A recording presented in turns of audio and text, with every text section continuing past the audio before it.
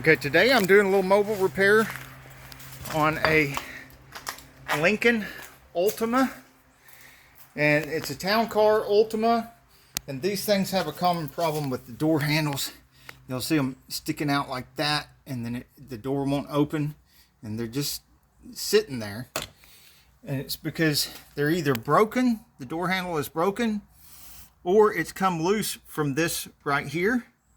This particular one has come loose because on the pull, this is what I'm talking about, the pull, they only have the clips here now. These used to have on Fords, the bolt or the screw would go all the way through and go right into the door panel. But now they have this weird bracket that's riveted in here, and it's got these clips, and it only has that little tiny bit right there that's hanging on to this edge right here in 1, 2, 3, 4 little places. So once that gives way, then it starts pulling on these, and it either pulls them loose or breaks them.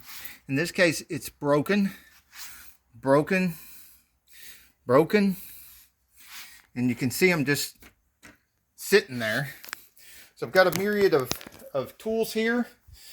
I've got my trim tool. Oh, and if you don't already know, there are 3 screws in the bottom of the panel that are kind of hard to find. You've got to feel around this fabric here, and you'll feel like a little opening here, here, and back here, and just a regular Phillips screwdriver, but really long screws hidden down in there. So I'm not even taking the connectors loose or anything because everything's brittle and I don't want connectors to be breaking off, so I'm having to work here bent over, which is not easy on the back, but it's working. I'm getting her done. Instead of replacing the entire panel, which is really hard to find, especially if you got these extra switches and stuff, it's not available anymore through dealer or anywhere actually, and the used ones aren't any better. So I've got this plastic weld epoxy, my mechanics wire, and I was thinking about using this. It's the plastic plumber's stuff, but I don't think I'm going to end up using it. What I'm coming up with here that is working is I take my trim tool and get in behind here and pop it loose.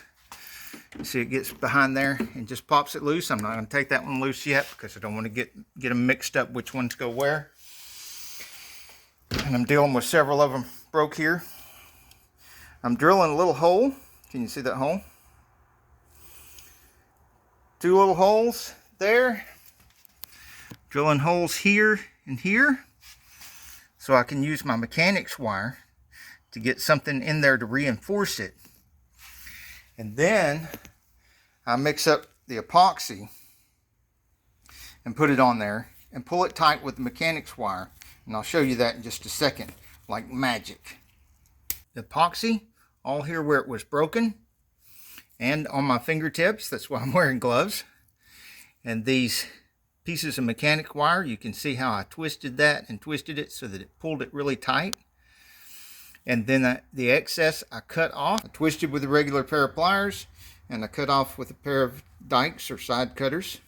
I'm just using a little cheap Black & Decker cordless with the smallest drill bit that I can find to make the holes for the mechanics wire to go through. And I would just rinse and repeat with every one of these that's broken. This one is closer to where the pull is, and so it gets more yanking on it. So I put a 3rd wire around it, and I did coil around here because there is room, if you look here, to get an extra wire in there and wrap around. So I used the 3rd wire, and I've also drilled down through here so that when it pulls on that wire, it'll pull down here near the bottom. Same thing with these. I drill the hole further down and down. So it's actually got 3 wires there, and it's epoxied where it was broken. This one's 2 wires and epoxied, but it's further away from the pull point. And then I'm going to do something about these as well. And a little warning here. When you read the back of this thing, it says sets in 5 minutes. Makes a big deal about 5 minutes. Over here, I don't know if it says it on the front or not, but if you read the fine print, cures in 1 hour. And even that appears to be unrealistically optimistic, because off camera here, I've been working on this for at least an hour. And the first one I did was this one, and it is not completely cured yet. I wouldn't put any pressure on that, it would ruin it. Then there's the second one I did. The third place I did over here was where the handle is, and this was broke up where the bolt goes in here, which is a T30 by the way. And I wanted to reinforce it, glue the piece back on here and reinforce it. So I've got some Gorilla Tape holding it in place while hopefully the JB Weld epoxy cures. And then I've done the last piece here, which I do need to do some touch up here and clip these off. But I'm going to let this sit here for 2 or 3 hours before I even attempt at putting this together. And I want to use some mechanics wire. I'm going to unscrew these, put them in their places, and wrap some mechanics wire around that, so that when I put this back together and I put these screws in here to hold these, they'll already be in here, and there'll be a couple of pieces of mechanics wire wrapped around them, so if they try to pull out, they'll have to pull that mechanics wire out too, because this is where everybody pulls on the door handle. And once this gets pulled loose, once these get pulled out of here, that's when it starts pulling on these and ruins them. The epoxy was taking so long to cure, and it wasn't getting as strong as I thought it should be.